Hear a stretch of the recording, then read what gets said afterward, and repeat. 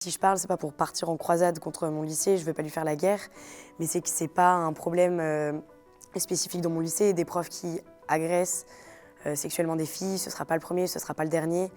Et donc, si vous êtes victime ou témoin, prenez la parole et libérez la parole, sensibilisez les gens autour de vous.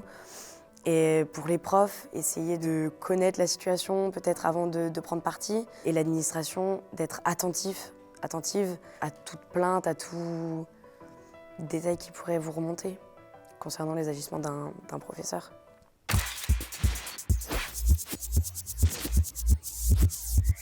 Je m'appelle Ninon, je suis lycéenne en première dans un lycée à Moirans, en Isère. Aujourd'hui, je prends la parole pour parler d'une injustice un peu qui s'est passée dans mon lycée. Il y a un mois de ça à peu près, en cours de PS, donc pendant une séance d'étirement, on se retrouve dans la position où on est debout et on essaie de toucher nos pieds avec nos mains, donc les fesses en l'air inévitablement. Et donc c'est fin de séance, donc on rigole un peu, c'est un peu détendu. Et à ce moment-là, le prof passe derrière une de mes amies et lui claque les fesses. Plusieurs élèves ont été témoins de la scène, tout ça. Donc cette fille direct lève la tête, les yeux pleins de larmes. Et lui direct se justifie en disant ah ça va, c'était le bas du dos. Donc, ensuite on sort, c'est la fin du cours, tout ça. Puis on retrouve cette camarade en pleurs. On réussit à la convaincre d'aller en parler au proviseur. Donc j'y vais avec elle et sa belle-mère. Donc à ce moment-là, la direction est assez compréhensive. Donc on nous félicite d'être venus leur en parler, tout ça. Ils nous disent qu'ils vont essayer de faire quelque chose, mais ils ne savent pas trop encore quoi. Souvent le nom de ce prof était accompagné de ah moi il m'a touché comme ça, moi il m'a fait ça. Ça pouvait plus continuer. Donc en colère encore de la scène qui s'était passée sous mes yeux, je fais une story Instagram dans laquelle je cite le nom de ce prof. Coucou, je viens de sortir de mon cours de PS avec monsieur. Il a mis une énorme fessée à une meuf, genre ça a résonné dans toute la salle, personne n'a rien dit. Du coup on est allé voir le proviseur pour en parler avec lui et tout. Là ce que je vais essayer de faire c'est genre toutes les meufs qui ont vécu ça, parce que c'est que les meufs et que j'en ai entendu beaucoup me raconter ça, envoyez-moi un message. J'explique que je fais un appel à témoignage et je le traite de gros pédophile en disant qu'il ne faut plus qu'il soit en contact avec les filles. Cette story tourne beaucoup, y a pas mal de gens qui la voient, tout ça. Et dans la nuit, j'ai recueilli peut-être 26 témoignages de filles qui ont subi des agressions sexuelles présumées de sa part. Donc au fur et à mesure que j'ouvre leurs témoignages, c'est vraiment de la colère, du dégoût et une envie de faire bouger les choses, quoi. Enfin, ça peut pas continuer. Donc ce prof a vu la story, mon proviseur aussi, et c'est pour ça que le lendemain, je suis convoquée pour mettre un peu en garde sur les dangers que ça pourrait me causer. Puis après, on est en vacances et pas de nouvelles. J'envoie les témoignages à la direction sans les partager publiquement pour qu'ils fassent remonter ça au rectorat, tout ça, et pour avoir du poids. À ce moment-là, il nous disait aussi qu'il ne pouvait rien faire, il ne pouvait pas le mettre à pied, il pouvait pour l'instant rien commencer. Pendant les vacances, on me dit qu'il ne faut pas que je retourne en cours le lundi parce que le corps professoral est remonté comme une pile électrique contre moi. Donc stupeur. Pourquoi? Et ce lundi soir, donc après avoir passé la journée à la maison, je suis convoquée donc avec la conseillère de la rectrice, le proviseur adjoint, mes parents et moi. Donc oui, ils me félicitent encore un peu sur l'initiative que j'ai prise. Mais ils me mettent encore un peu en garde sur ce que j'ai fait. Mais pas en parlant des conséquences directes. Enfin, ils imaginaient pas forcément quelque chose d'aussi grave. Et en évoquant aussi un possible conseil de discipline.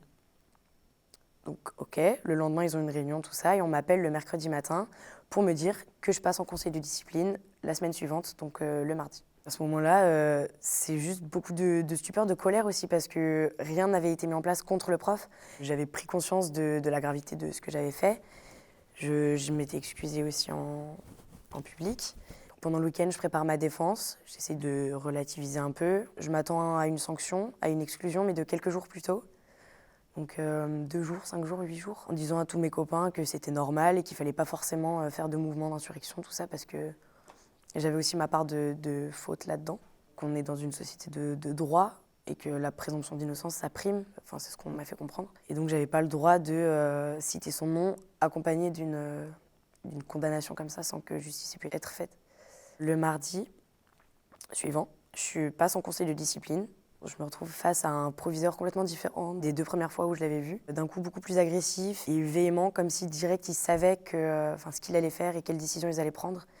Donc ça, c'était moins rassurant. J'ai pu m'exprimer correctement, on m'a posé des questions. J'avais l'impression que ça se passait à peu près bien, mais visiblement non. Après leur délibération, j'ai pu revenir dans la salle. Et on m'annonce mon exclusion définitive sans sursis. Donc le soir même. Stupeur, grosse colère. Donc mon père, ma mère, moi, tout ça. On leur dit un peu ce qu'on pense, on sort et je remets plus les pieds dans l'établissement. J'ai pas le droit.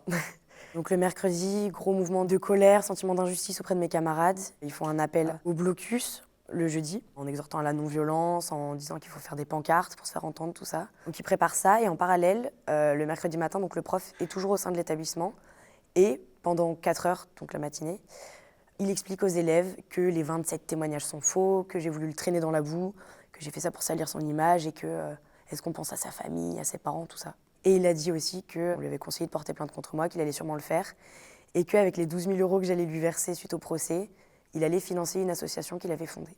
Et sauf que dans cette salle, il y avait des victimes qui m'avaient témoigné, donc c'était vraiment un affront, un culot mais monstrueux.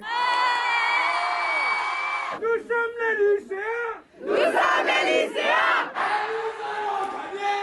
Et nous allons gagner! Donc le mercredi, la mobilisation s'organise, tout ça. Les parents d'élèves font pression sur la FCPE, sur le rectorat. Ils contactent un peu les médias, tout ça. Ils sont vraiment derrière moi. Au blocus, le jeudi matin, on a France Bleu Isère qui est présent et des journalistes du Dauphiné Libéré. Et le rectorat se rend dans mon lycée aussi. Et donc après quelques heures de blocus, ils parlent aux élèves. Ils ont pris en compte tout ce qu'on avait à dire. On attend maintenant que le rectorat fasse quelque chose. Monsieur ne fera plus cours.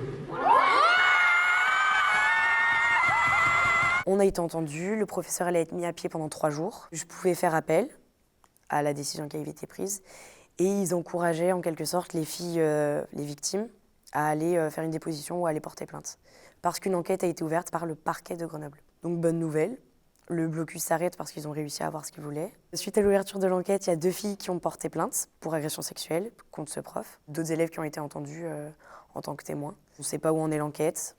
Et donc voilà, ils risquent de revenir jeudi. Dans cette histoire, l'établissement n'a pas fait grand-chose et c'est grâce au soutien et à la pression des parents d'élèves et à la mobilisation des élèves qu'on a pu obtenir l'ouverture d'une enquête par le parquet de Grenoble.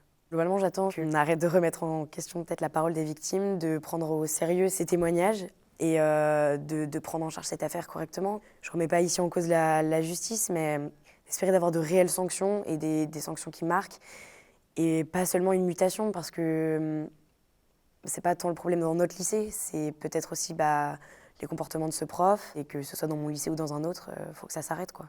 Et donc au-delà de moi, ma sanction injustifiée, lui, il faudrait qu'il se passe quelque chose. Si je parle, c'est pas pour partir en croisade contre mon lycée, je veux pas lui faire la guerre, mais c'est que c'est pas un problème spécifique dans mon lycée. Des profs qui agressent sexuellement des filles, ce sera pas le premier, ce sera pas le dernier.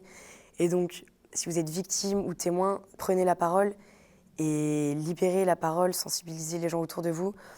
Et pour les profs, essayez de connaître la situation peut-être avant de prendre parti. Et l'administration, d'être attentive à toute plainte, à tout détail qui pourrait vous remonter concernant les agissements d'un professeur. Je veux réintégrer ce lycée, même après toutes ces histoires, parce que ma vie, elle est là-bas, mes copains sont là-bas, et que là, ça fait déjà 1 semaine que je suis déscolarisée. C'est compliqué à rattraper, mais alors si je vais dans un autre lycée, rattraper 3 mois de cours, ça va être le calvaire. Surtout que là, j'ai mon bac de français, donc je peux pas juste recommencer comme ça et que tout se passe bien, quoi. Et puis même, je me retrouvais dans un lycée inconnu, avec des gens inconnus. Donc non, j'ai pas du tout envie. Même si là, dans ce lycée, je risque d'avoir des rapports un peu compliqués avec les professeurs.